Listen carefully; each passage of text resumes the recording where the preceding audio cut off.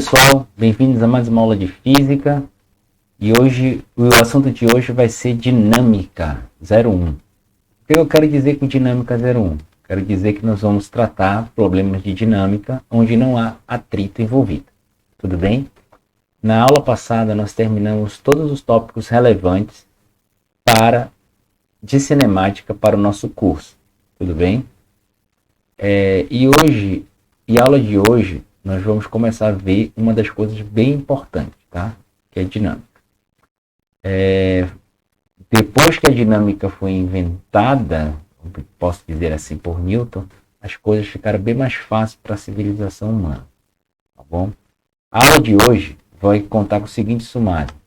Vou falar de dinâmica, causa movimentos, o insight que o Newton teve, né, a ideia sacada, as leis de Newton e exemplos sem atrito, tá? Bem, o que é dinâmica, né? Dinâmica é a parte da física que estuda a causa dos movimentos, tá? Ou de movimento. Tudo bem? Quem a formulou? Quem a formulou foi ninguém menos do que Isaac Newton, né? Que tá aí. Você vê aí ele pousando do lado esquerdo normal e do outro lado ele está fazendo o famoso experimento dele com o prisma. Ele mostrou que a luz branca ela é formada por 7 outras cores. É chamado espectro, aquela parte do arco-íris que vocês estão vendo ali na figura. Tudo bem? Olha, é interessante observar que a palavra dinâmica ela vem do grego dynamikos, que significa força, tá? Então, Newton coloca o exemplo de força. Claro que tinha a explicação de Aristóteles e de outros filósofos gregos. Né? Não vou entrar aqui em detalhe porque nós vamos perder nosso tempo, porque está tudo errado o que eles falaram sobre os movimentos. Tudo bem? Seguindo, né? A gente pode pensar assim, poxa, como é que Newton chegou à dinâmica? O que levou ele a fazer as coisas? Muitas das vezes a gente está tão interessado em querer fazer coisas importantes, difícil. Eu quero aprender logo, quero fazer logo. Né? Pensa que a gente é o único a pensar assim, mas basicamente todo mundo que eu conheço pensa assim. E aí muitas das pessoas dão com o burro na água por causa desse comportamento. Então assim, um conselho que eu dou, não se apavorem com a parte de física, tá? O que eu estou apresentando para vocês no curso é o fundamento para você mergulhar em águas mais profundas da física. Se você não entender direito essa parte que eu estou passando, vai ser muito difícil você querer entender mecânica quântica, relatividade, né? Tem um monte de gente papagaio que fala, mas não sabe de nada disso daí. Como é que a pessoa vai gostar de física e não gosta de matemática? Isso é impossível. Certo? Física sem escrita matemática. A mesma coisa português sem o nosso alfabeto. Sem ser escrito do jeito que é. Tudo bem? Então como é que ele chegou? Ele chegou através de trabalho de outras pessoas, como qualquer pessoa chega. Certo? Ele não era um ser iluminado que chegou do nada e pronto, resolveu. Não. Ele estudava muito Newton. E ele se baseou nos trabalhos de Galileu e de Kepler.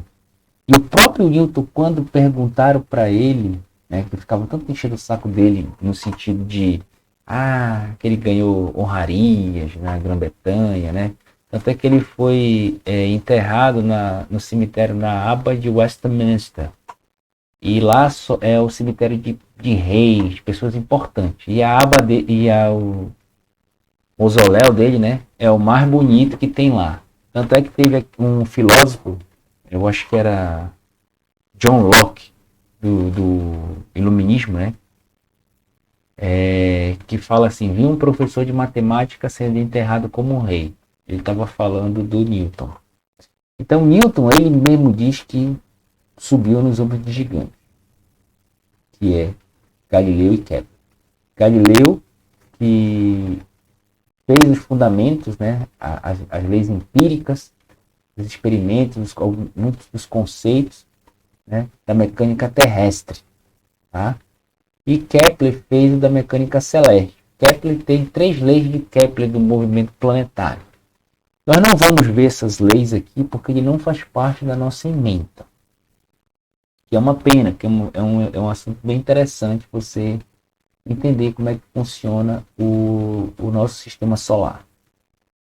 Não pense que isso é uma coisa de outro mundo, né? Entender o movimento dos corpos celestes. Parece ser do outro mundo para a gente, porque qual foi a última vez que você parou para contemplar o céu? As estrelas, à noite, né? A gente não faz isso. Primeiro que as luzes da cidade não deixam nós vermos o céu. E lá nessa época, ele não tinha luz elétrica. Então era normal, não tem que fazer, eu vou pro campo, vou olhar. E aí o cara começava a viajar, né?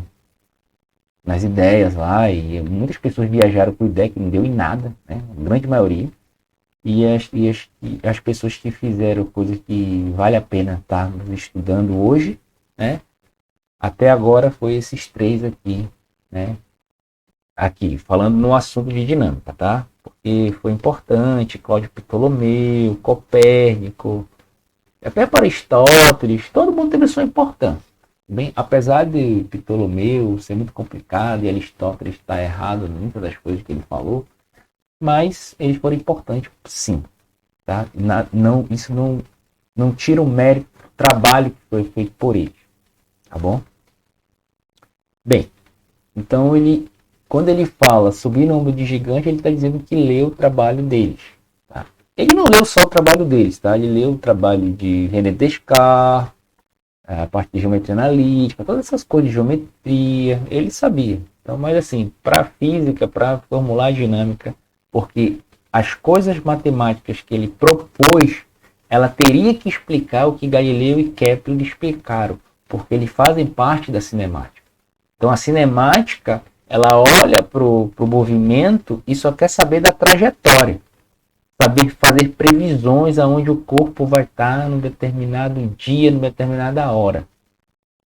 Certo? Então é isso que é a preocupação da cinemática. Então a dinâmica, como vai estudar a causa do movimento, se você sabe a causa, você consegue prever o movimento. Né? Isso na versão newtoniana, de novo. Tá? Na versão quântica, você tem a probabilidade envolvida de encontrar determinada coisa. Não é 100% de certeza, como se pensava até 1920, quando a mecânica quântica começou a entrar, né, com o Bohr. Né? Apesar que foi Planck que inventou em 1900, né, ele quantizou o campo eletromagnético. Mas é campo eletromagnético não, a radiação do corpo negro. Tá? E depois vai estar relacionado com isso que eu falei. Tudo bem? Mas a gente eu não vou entrar no detalhe de física moderna. Nós estamos falando de física do século XVII, tá bom? 18. Bem, quais eram os exemplos que ele tinha aqui em frente, que eles tinham que resolver o Newton, né?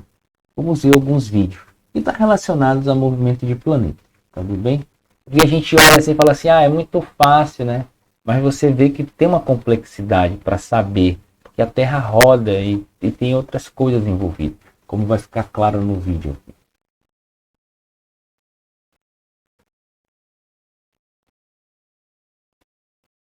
Olha aí, ó. Essa é a perspectiva da Terra, né? Com o Sol parado. É um modelo heliocêntrico.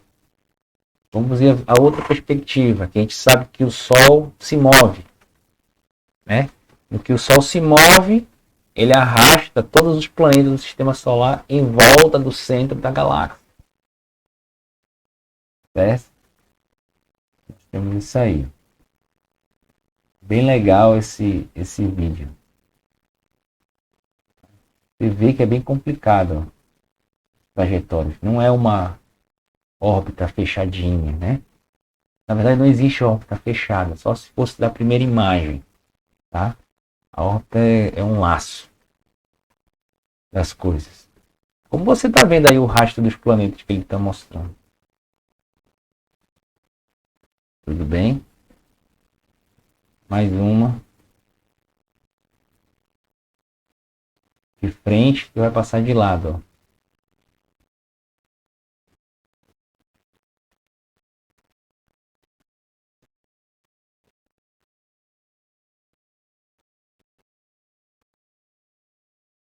Bem, uma vez que nós temos a ideia do que estava acontecendo, né? Vamos falar agora o que causa o movimento. O que causa o movimento está no próprio nome da coisa que nós estamos falando, né? E é a dinâmica. Então, é a força. Como é que o Newton teve esse insight? Ele falou, né, que foi quando ele estava fugindo da peste que teve na Europa, né, a peste negra, e ele foi para a fazenda dele, a família dele lá. E lá ele ficava estudando, né? Não é que nem hoje estamos na pandemia que muita gente não está estudando, né? Não, brincadeiras à parte, mas tá, tudo bem. Era uma situação grave, como se fosse agora, era uma epidemia lá na Europa, e ele foi para lá. E ele gostava de sentar embaixo de pé de maçã, né? E aí foi através da queda de uma maçã que ele começou a pensar sobre o movimento da Lua e da Terra, né? Então olha que é legal, ó. Milhares de pessoas viram uma maçã cair de uma árvore, mas Newton foi o único que perguntou por quê. Tudo bem? Se você for ver, tanto a Lua quanto a maçã, elas aceleram em direção ao centro da Terra. Foi essa que foi a sacada do Newton. E aí ele já tinha as leis cinemáticas, leis de Kepler, né, para encontrar a força gravitacional que ele chama lá. E aí ele tem os outros princípios, né? Porque o Newton ele não era simplesmente um físico teórico, ele era também um físico experimental. Ele estudava teologia, ele estudava química, né? Astronomia, matemática, apesar dele ter sido em Cambridge por um bom tempo, né, professor de matemática. Tanto é que a cadeira de matemática mais famosa do mundo, que chamam cátedras, né, é a Lucasiano, que é a que ele sentou, né?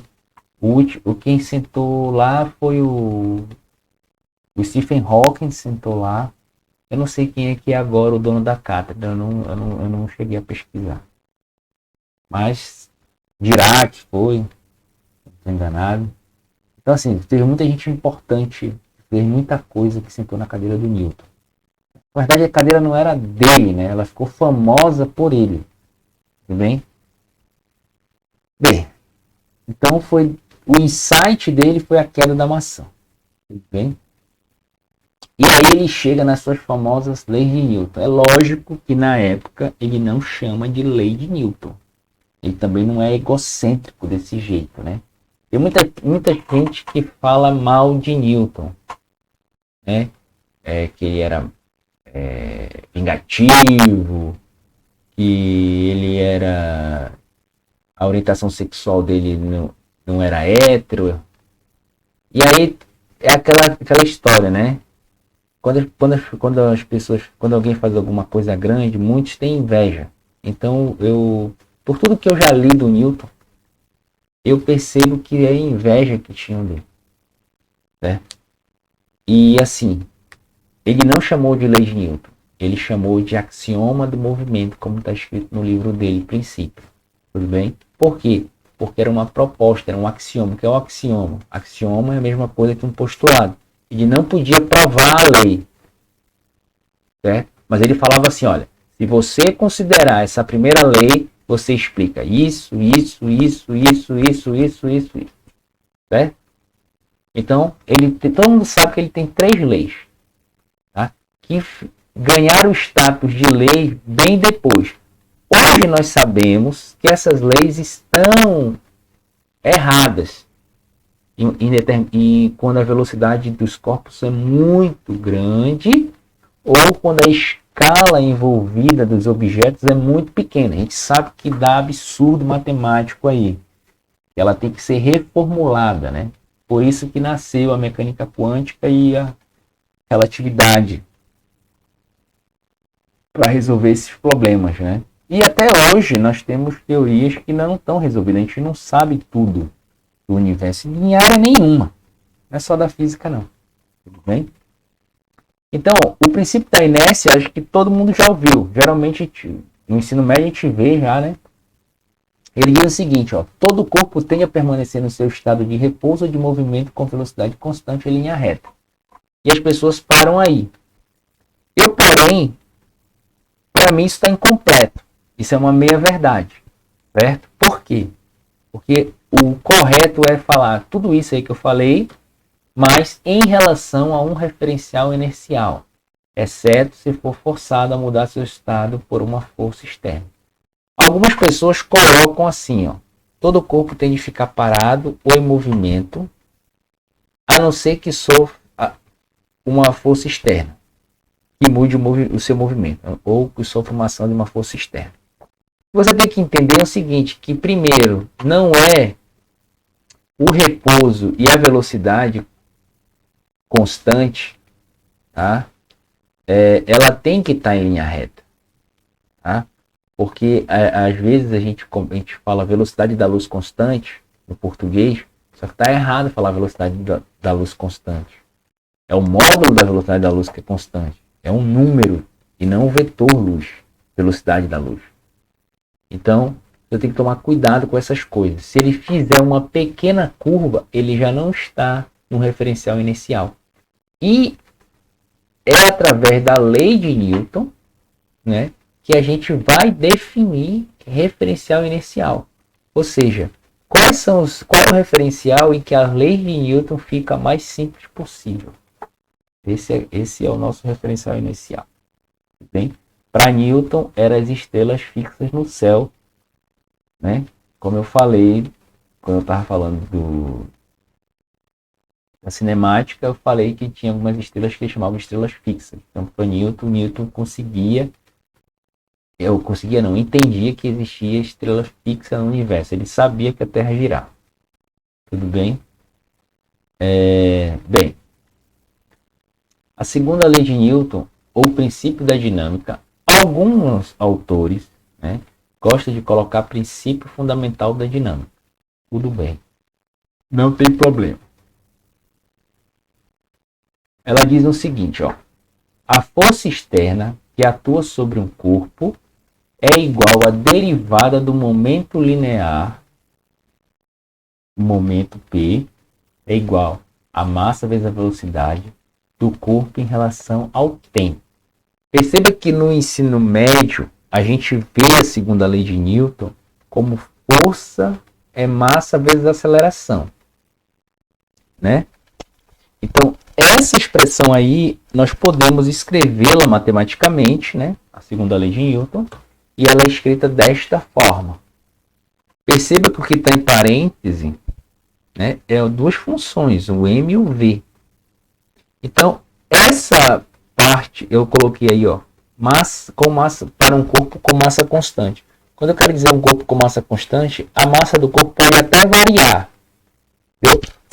Só que a variação dessa massa é insignificante na descrição do movimento. Então a gente pode considerá-la constante, ela é desprezível. Porque quando a gente faz pela regra do produto de duas funções, nós vamos ter uma derivada da massa em relação ao tempo. Como a massa muda com o tempo. Essas coisas nós temos que levar em consideração quando nós vamos fazer cálculo de míssil balístico, botar foguete em órbita, né? Essas coisas que o sistema varia muito a massa. Tudo bem? Bem, e a terceira lei, né, é o princípio da ação e reação, tá? Ela diz o seguinte, ó. Para toda força que atua sobre um corpo, ação, o corpo responde. Que corpo? O corpo que está recebendo a força. Responde com uma força igual e contrária. Reação sobre o agente externo. Ou seja, sobre a pessoa ou a coisa que está fazendo força sobre ele. Então, por isso que você se machuca. certo? Matematicamente, nós temos isso aqui. Então, o que essa lei está dizendo? Está dizendo o seguinte: se você der um soco na parede, ou uma bicuda, certo? A parede vai te devolver exatamente a mesma força que você bateu. Sem mais nem menos. Certo? Se uma pessoa leva uma pancada no nariz, o nariz dela quebra, por exemplo, e o objeto, por exemplo, se for uma mão que bateu, o cara foi cair, o cara foi tropeçar, sei lá, e bateu a mão dele no nariz do outro e quebrou o nariz do outro. Certo? Porque o nariz, já que a força é a mesma, porque a mão não fica arrebentada e o nariz fica ele já fica arrebentado, né? Porque a mão não arrebenta também, já que a força é a mesma. Aí não é uma questão de física, né? É uma questão de biologia. A mão foi feita para fazer trabalhos pesados, né? Faz coisa com a mão. O nariz não, para respirar.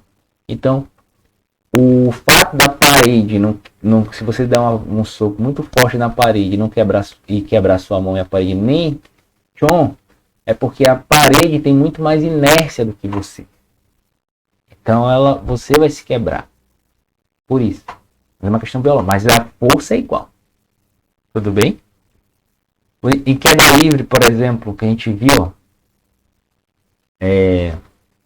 a bolinha atrai a terra, usando o princípio da ação e reação, né? Mas a terra também atrai a bolinha. Só que a gente não vê a terra subir, apesar dela subir. Não vê, tem como calcular isso aí, certo? Você só vê a bolinha caindo. Por quê? Porque a bolinha tem muito menos inércia do que a terra. Então, quanto mais inércia um corpo tem, inércia, daí não é o princípio da inércia, tá? Inércia aqui que eu estou falando é resistência ao movimento. Tudo bem? Existe o princípio da inércia e tem a inércia do corpo. Certo? Por exemplo,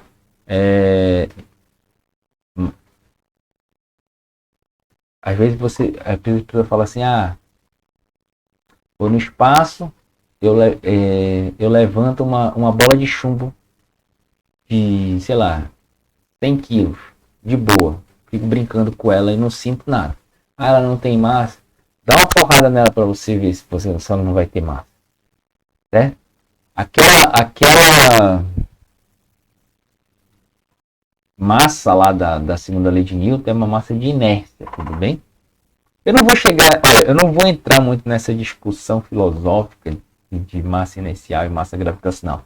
Mas basicamente nós temos dois tipos de massa. Uma massa inercial e uma massa gravitacional, tudo bem? Newton sabia disso. Newton fez vários experimentos mudando a massa das coisas, colocando várias outras coisas para mudar a massa, a composição, e encontrava a mesma lei. Ele sabia que existe uma diferença conceitual entre massa gravitacional e massa inercial. Porém, em todos os experimentos que ele fez, o valor numérico dessa massa era exatamente o mesmo. Tudo bem?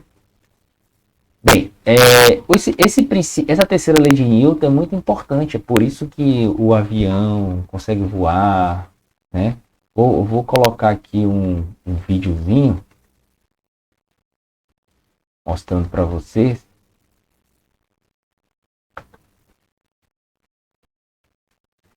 Aí o professor demonstrando a terceira lei de Newton para o estudante dele. É uma universidade lá, americana. Ó, ele injeta e aí ele tem a reação. Certo? Percebam isso, entendeu? Como ela é importante. Dá para você fazer na sua casa. Tudo bem? Bem, agora o que nós vamos fazer são os exemplos sem atrito. Tudo bem?